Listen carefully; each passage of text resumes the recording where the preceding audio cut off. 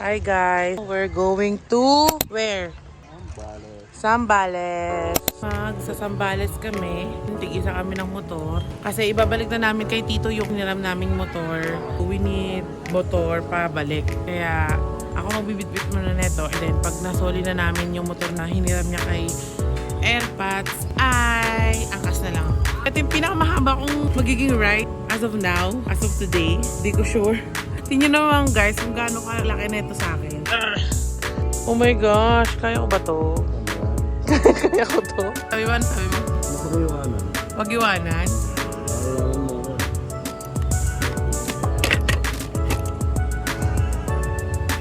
Taba ng mukha ko. So bye guys, andar na muna kami.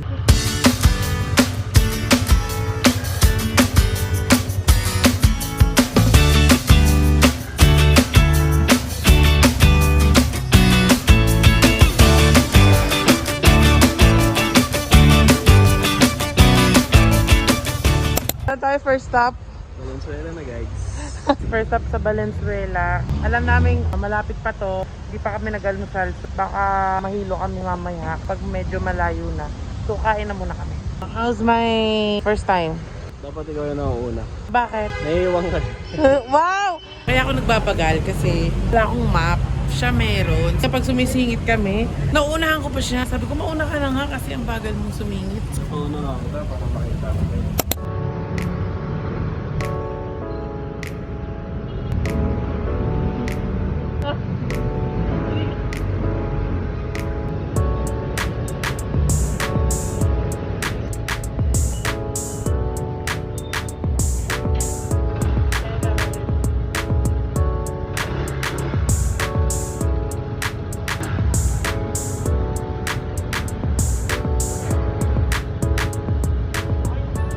Nasa momentum ka mag-rides, tas yung kasama mo natatae. Ano ba yan? Stop over na naman kami. Huwag kayong judger, hindi dahil kumain ako, dahil natatae siya. Diba? Ha?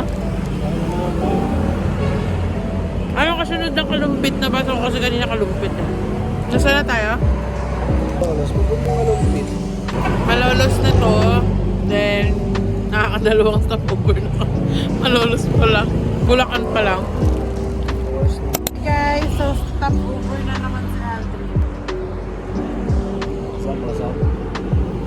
Malapit na kami, ilang minutes na lang. 20 minutes na lang at dito kami sa Zambales, sa papa niya. So nag-stop over kami, Aldrin na naman ang may dahilan. Nag-charge siya. Kunwari pa talaga, pero siya talaga panay hinto. Alam nyo, pag nag-rides kayo, wag nyo na ito isama. Burden to sa grupo. Charis! Uminto muna kami dito para makapag-picture. Nothing special naman. Medyo mapuno lang. Kaya... Picture.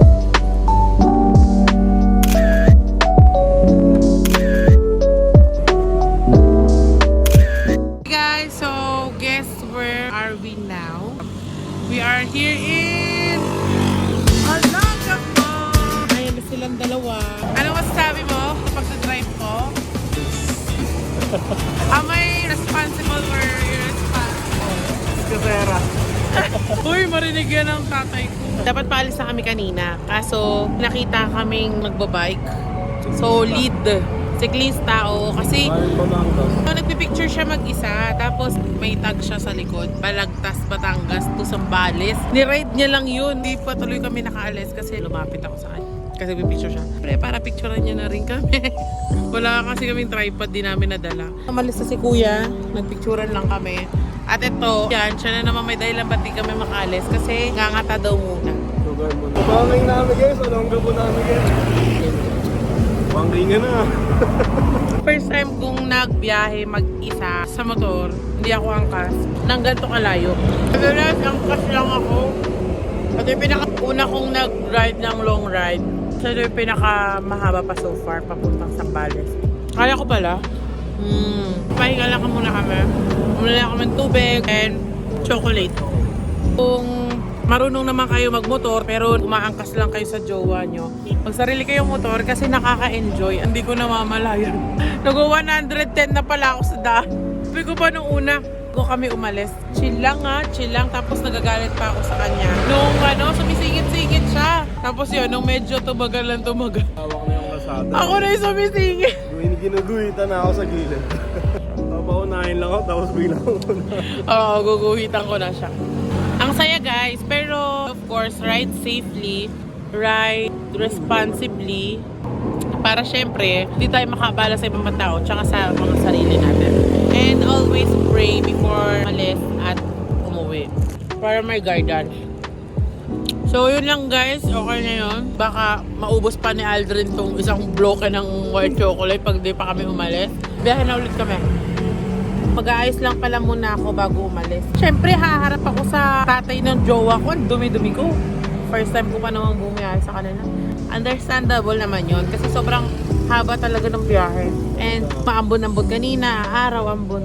Uso. Wala kaming wipes, hindi kami prepared talaga kasi hindi namin in-expect na ganito yung magiging lesson learned, magdadala ng wipes or towel. Jacket lang muna yung binasa ko. Hindi na naman na Alden ko gagamitin. Kaya ito na muna yung ginamit.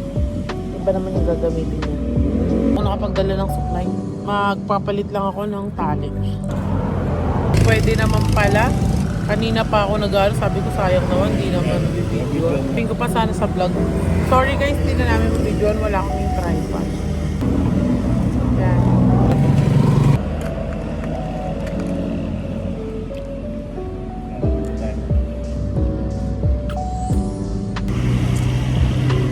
Then, mamimilay tayo. Yan guys. So, what do you think? Kaya, pag kunaring natuloy man, maraming nakakayan sa... Sabi ni Tito, ba't ang fresh mo naman? Parang di ka naman nag-ano. Dito nagbas lang ako. Wala daw guys nag-rides ang ganito. Ako kaya. What do you think guys?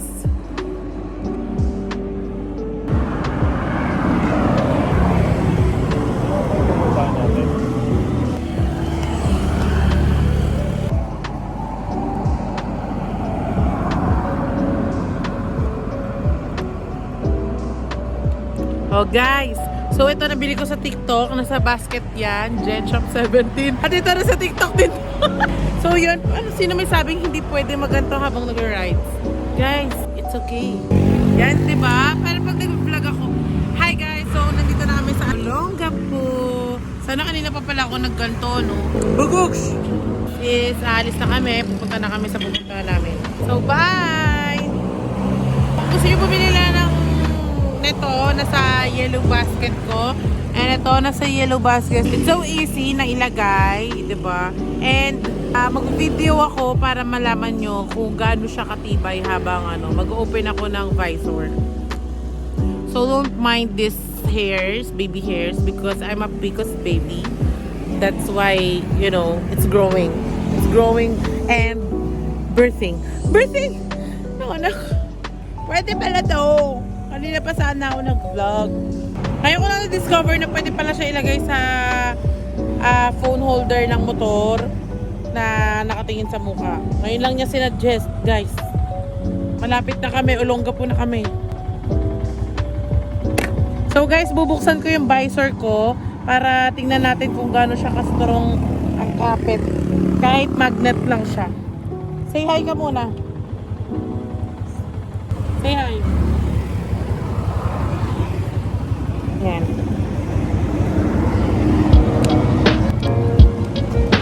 Ha? Ano na? Ay, go. Game na?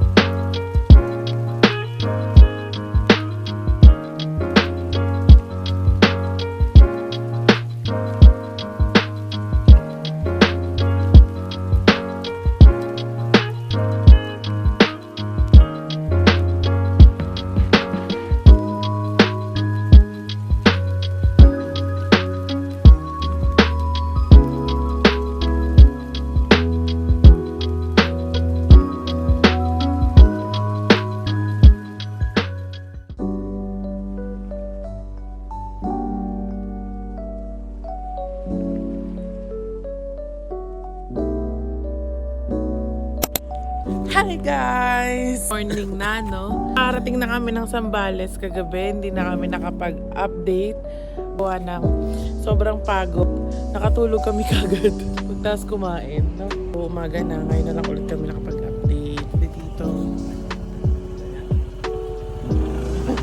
Yun, ngayon lang ulit kami nagising. Plan ay mag-rides kami. Supposed to be dapat mag-rides kami sa Patarlac sa kaklase ko. Pero di na kami natuloy kasi naglambing si Tito. Nag-swimming kami dito sa Zambales. So pupunta na lang kami mamaya sa dagat.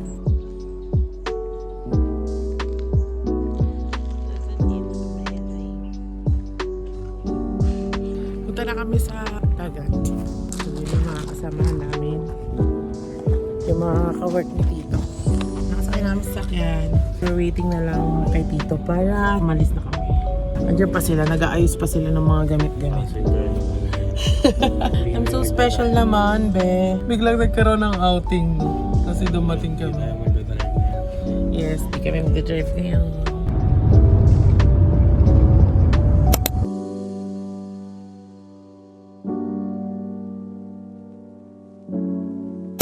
So yun guys, we're here. Dito na kami sa Ray Sam Sweetwater Beach Resort.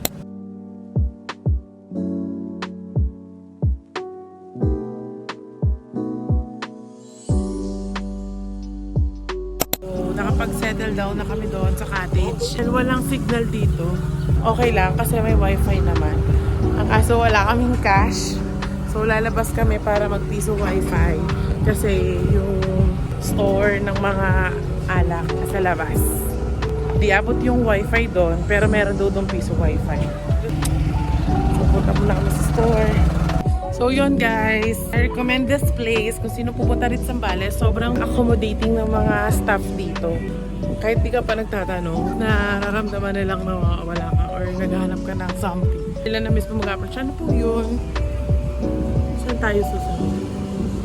Ay, hindi. Naligaw tayo. Yun, naligaw kami.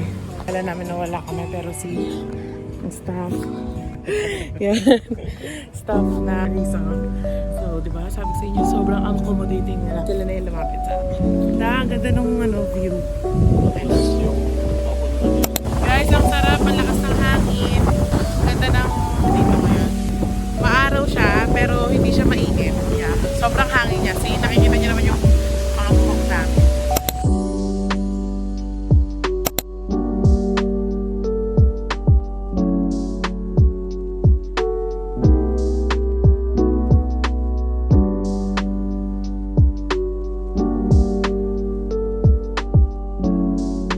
Welcome to Zambales!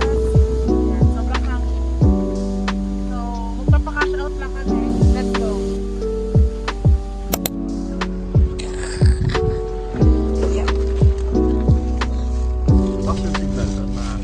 Oo, malakas naman yung wifi.